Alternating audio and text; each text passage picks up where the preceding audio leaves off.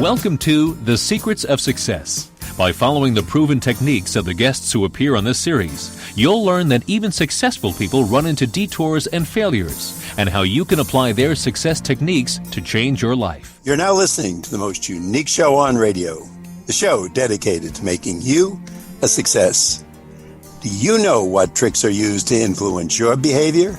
Today, Dr. Robert Cialdini will help us find out. Bob, thanks for being with us today. Well, I'm looking forward to the time with you. Well, you know I am. First of all, I want to find out, how did you get started in what is called the psychology of compliance? All my life, I've been a sucker.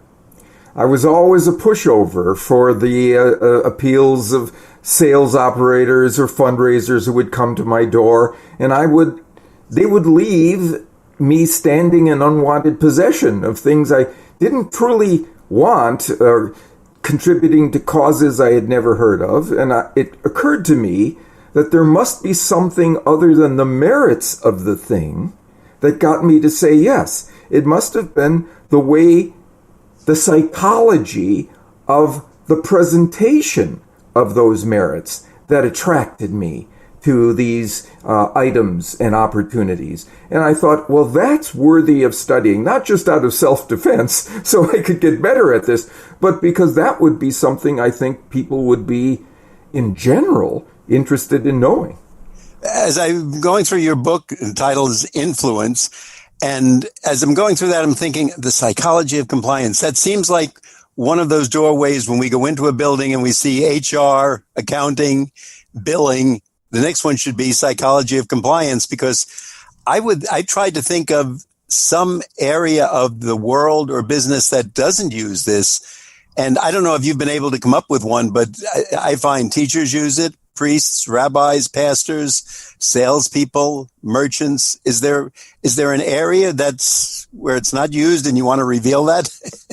I'm a fortunate man, Bill, yes. For exactly that reason. I've hit upon a research arena in which everybody is interested in knowing how to be more influential, on the one hand, but also how to deflect or reject unwanted or undue influence attempts on their decision to comply one way or another. So I haven't encountered any person or even organization or industry or dimension in our society that doesn't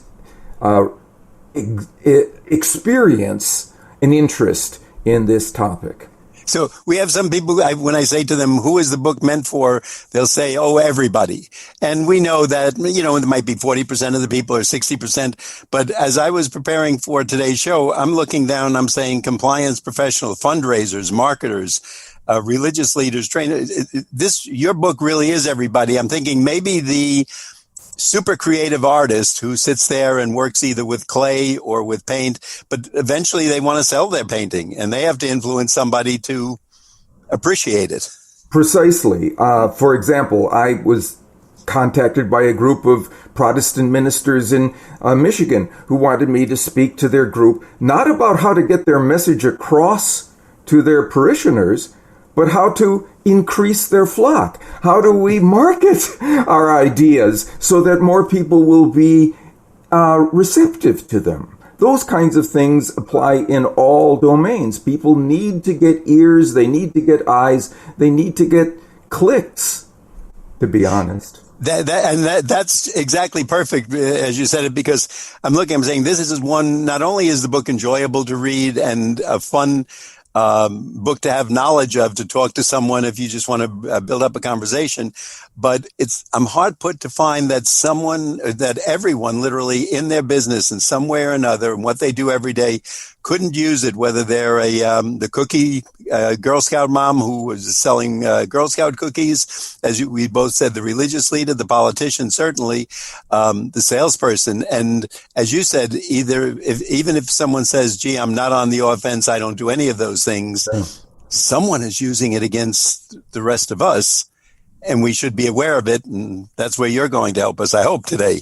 And if we want to use it, some people are using it poorly and some people are using it expertly, this knowledge. And we'd probably prefer to be on the side of the expert user as long as it's done ethically. And so people are being informed into assent rather than tricked or coerced. Then it seems to be not only ethically acceptable to educate people into the right step to take.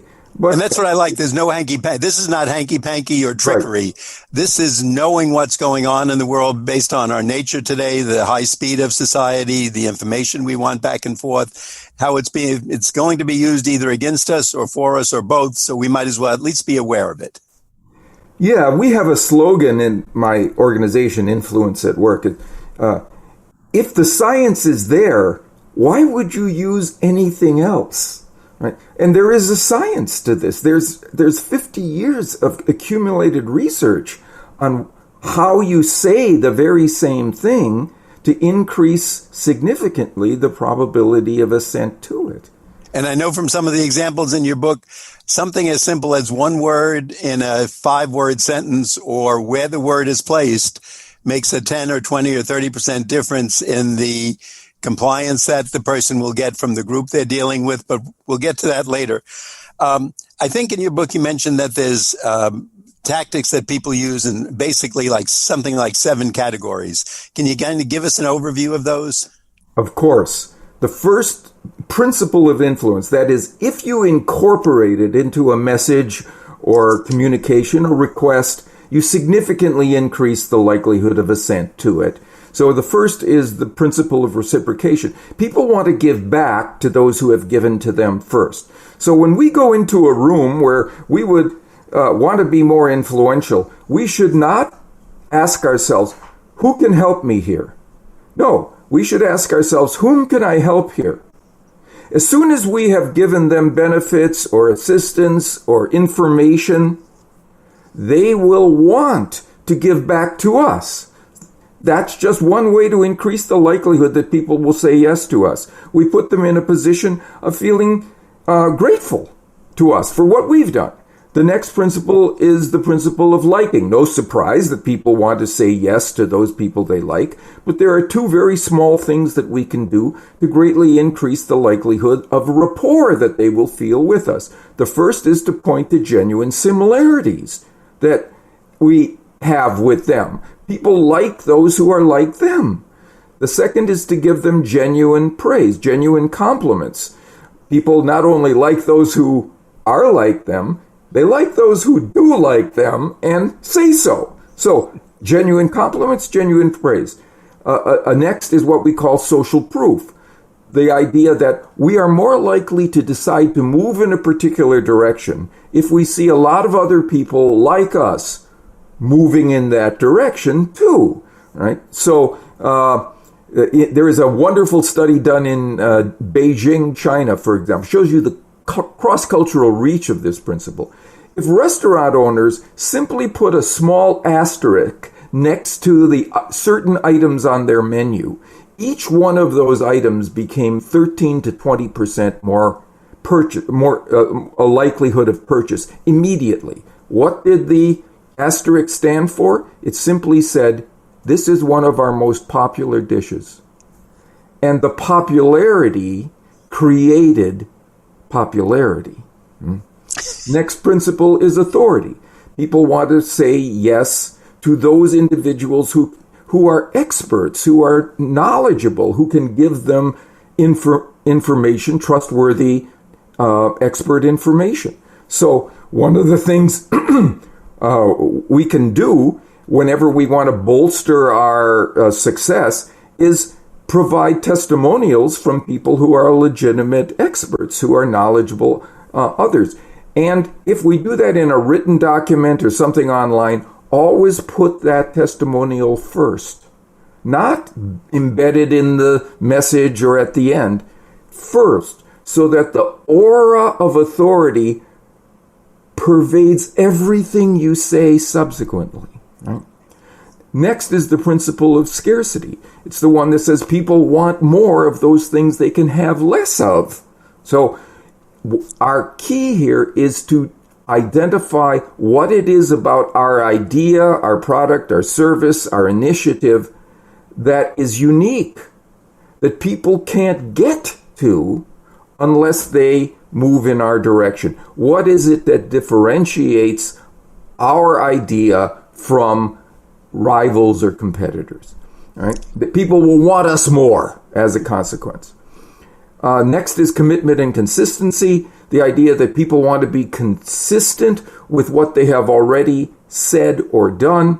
There was a study done in Chicago by a restaurant owner who showed that to battle the problem of no-shows at his restaurant, people who would make a reservation and then fail to appear for it, he was getting 30% no-shows. He asked his receptionist to say, instead of, after she took a booking, please call if you have to change or cancel your reservation. He said, and here's where you were talking about earlier, you change a word or two. He said, ask them, will you please call if you have to change or cancel your reservation, and then pause and wait for their commitment, which all of them did. They said, of course, sure. And no-shows dropped from 30% to 10% immediately, because now people were on record, right? So if you're ever in charge of a meeting and you have assigned to people in the meeting a task to do before the next meeting, don't let them out of that meeting until you say, will you be able to complete this task? When they say yes, you have significantly increased the likelihood that they will come to the next meeting properly prepared. And then finally, yeah, please. I love all these tips you're giving us. And I'm saying if you're a businessman, a 20% increase and reducing no-shows, that's money in your pocket. That's increasing it by 20% in the night's earnings, because instead of having an empty table, you can now take a reservation from someone else. Robert, before we go further, I just want our audience to know our guest today is Robert Cialdini. He is the author of the book, Influence, The Psychology of Persuasion.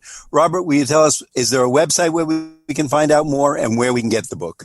Absolutely. It's www.influenceatwork.com. So all one word, influenceatwork, no spaces.com. And we'll ask you that again later in the show. To our listeners, if you want to be the most interesting person at the next cocktail party or just hanging around at work, if you're back at work, believe me, this book you'll find fascinating. And if you want to be on the prepared defensive when you get things, as I'm going to ask Robert next, Robert, I get a lot of junk mail, and it comes in each day. And one thing I'm noticing, they're very generous to me. They give me religious medals. I get more stickers for envelopes with my name on, return stickers. I get wind chimes, pads, lots of pads, an occasional pen. And you're laughing. I can see your face right now. Yeah. But why are they being so good to me? The rule for reciprocation. We feel obligated to give back to others who have given to us. So the American Disabled Veterans Organization, when they include a little packet of those address labels that you put on your envelopes, their proceeds go up by 30%. That's 1/3, 30%. 30%. That's a great business. If I'm running a business, I want that 30% on my side. That's right. For the price of a little, it probably costs a dime for that little packet, but nobody gives a dime. That's not what you do when you give to a legitimate organization. It's because I'm becoming more knowledgeable about this, thanks to you. I give you all the credit. Now when I get those things, I say, trickery with quotes around it. They're using psychological influences, the psychology of compliance. Probably you're an advisor to them, so I shouldn't even say this, because one or two of them, I'm sure, have your book. And actually, I've heard some of the statements that you've warned us against in some of your earlier books, and you've been on the show before, being used by television hawkers and the shopping channel or the sale channel or Buy Me Now channel or something. But I've heard some of the things that through some of the experiments you've been doing being used by them. And obviously it's generating more business for them. So it's working. Right. For example, on those infomercials, a lot of times they'll have a ticking clock, a ticking clock. So you have to buy before this time, otherwise we're going on to the next. Well, that's ridiculous. They're in the business of selling things. They'll sell you anything, but they're using the scarcity principle to juice your response into an immediate choice that you might not make if you thought more carefully. Do I really want this thing?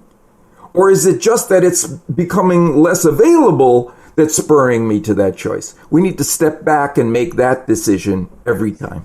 And I noticed up in the corner on that same show, they have a little clock that says only 282 left, only 96 left. And I guess I better buy it quickly. Otherwise, I'm going to get left out.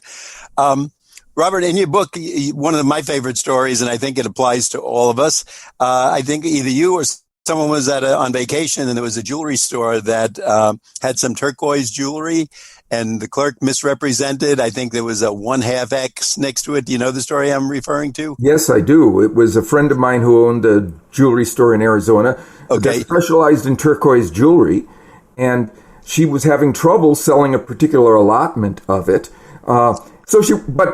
She went out of town on a buying trip and wrote a little note to her top salesperson. Everything in this display case, price times 1/2.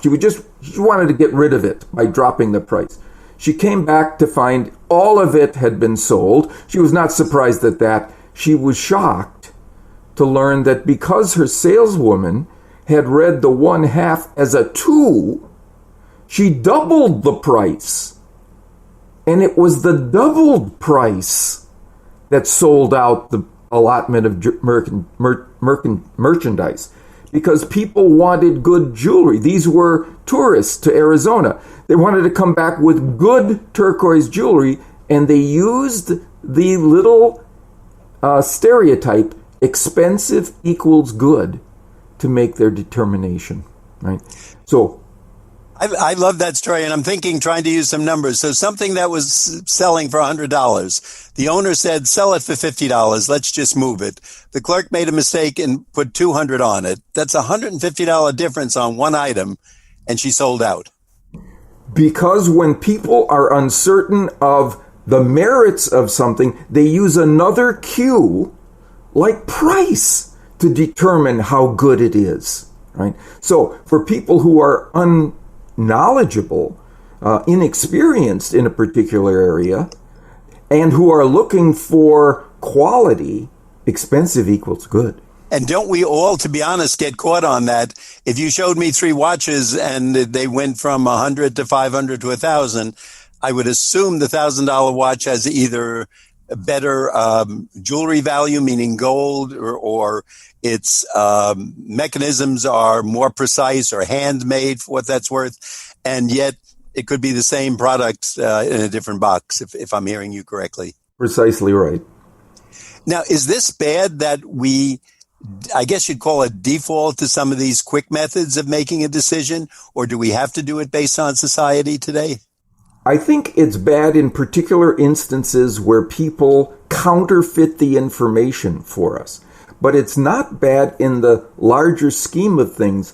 In today's world, there's such an informational overload, such a stimulus saturation that we're exposed to every day. We need those shortcuts. Normally, it's true that expensive equals good. Normally, it's true that if an authority is saying something, then it's wise to follow it. Normally, it's true if a lot of people like us are raving about a new restaurant. If we go there, we'll like it too. Those are the shortcuts we need, so they are important to retain the validity of those shortcuts. What I rail against in the book is those people who are profiteers, who are pirates, who counterfeit, who fabricate the information as to whether this is truly scarce, whether this is truly something that authorities support, whether it's truly the case that it's trending or the largest selling product. Those are the people we have to try to discourage by outing them whenever possible. When we see something like that, we have to get on the internet and tell people what we just experienced so they won't be harmed as well. And that's where this can be used very well because of today's access to the internet. When we see an error or something that's maybe misaligned at the way we would want society to go, fairness, etc., we can expose it very quickly and let a railroad or an airline or a car manufacturer know that there's either some danger or something amiss in their operation. Precisely. It used to be that we would write a letter to them complaining, and I won't be your customer anymore. That's one person. But if we write a review or we get on the internet and provide that complaint on their site and so on, now a much larger audience knows about the fraud, and that's the thing that will cause those potential profiteers from stepping back from such dishonesty. Robert, once again, I want our audience to know we're talking to Robert Cialdini. He is a PhD. He teaches the psychology of influence, and his book has basically a one-word title. It's easy, Influence, easy to remember. Robert, tell us where we can get that and the website where we can find out more information. So again, the website is influenceatwork.com. The book is available on all of the platforms, Amazon, Barnes & Noble, and so on. But also, it will be fully available in the bookstores. And as I said before, someone just tuning in, not only is it a good read and a lot of fun and will make you very interesting if you're talking to someone just sitting close to them or just for conversation, but in almost any business, if you're a fundraiser, if you're doing anything, trying to persuade students to like a subject more or to actually do their homework for a change, Robert's going to give you some of the psychological tips that are working, that are being used against us, and alert us to those. Robert, one of the theories that I found interesting was, I think it's called this principle of contrast.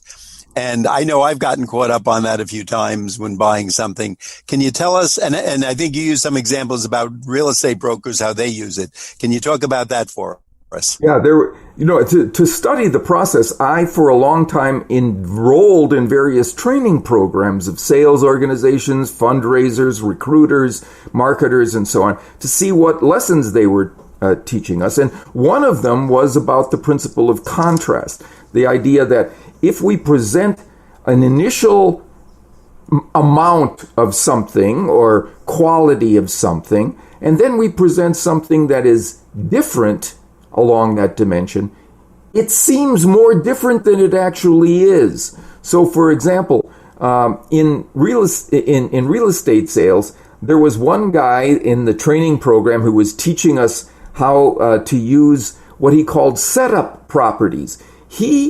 When he had, let's say, a customer who was interested in a particular home, before he showed the couple that home, he would first show them a couple of rundown properties at an inflated price.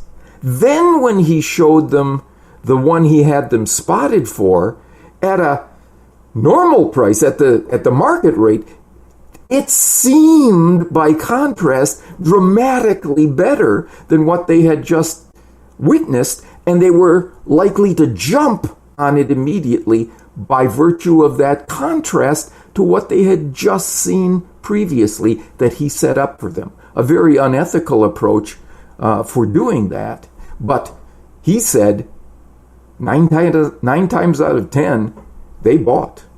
And I have to say, all of the, I don't want to say tricks because this is business and the way people do it.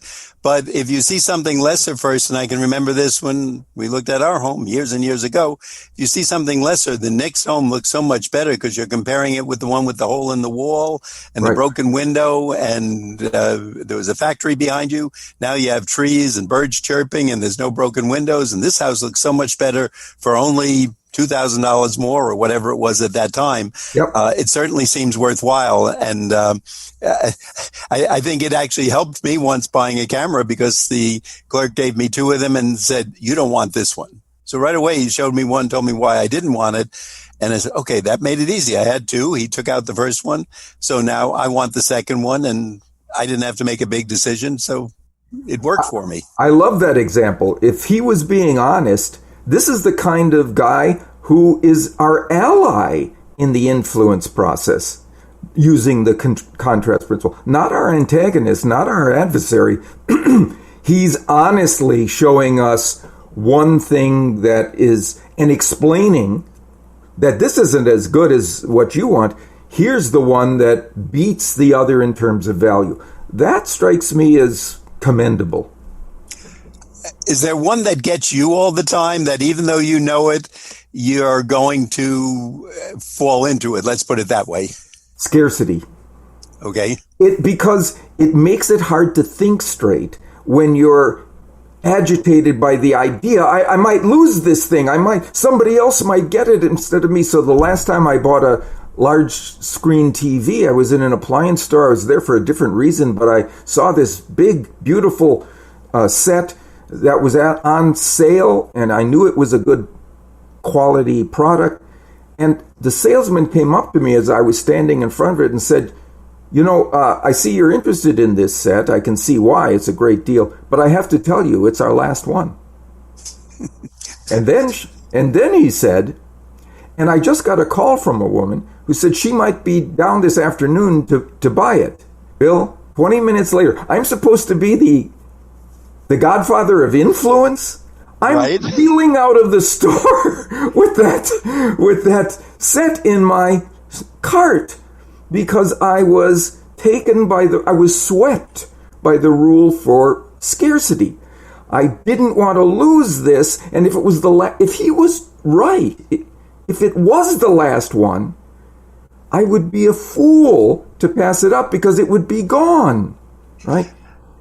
I love that, and I think we have a title for your next book, The What's Godfather of Influence. I mean, you could use an old 45 record, put that on the front. We assume the Godfather of Soul, I think he is, or whatever the title was of a musician. I think that's perfect and certainly applicable for you. Robert, your book is, I think, over 400 or 500, maybe 600 pages. There's so many good stories in there, great anecdotes that I think at least alert all of us to what we should be looking for. So I want to thank you so much for writing the book, for giving me so much pleasure of interviewing you. Before we wrap up, would you tell us once again, what is the website and where should we go to get this book called Influence? Of course, we can get it on all the online sites, Amazon, Barnes & Noble, and in the bookstores. But if you want to know more about the influence process, we have a lot of information on our website as well. We have that information at influenceatwork.com. Easy enough to remember that it's a big blue book, and the key word influence by our guest, Dr. Robert Cialdini. Robert, again, thank you so much for being with us today. Bill, I enjoyed it. And we appreciate it. When that next book comes out, The Godfather of Influence, we want you on first. So we want to make our reservation because it's scarce. We don't have too many appointments available. So now you know how important it is. Not only that, I'll give you credit for the title. There we go. Okay, that can't be more fair than that. You've been listening to The Secrets of Success on the voice of Nassau Community College, 90.3 WHPC. I'm your host, Bill Horan, asking you to please join us again next week at the same time when we'll continue our journey to success.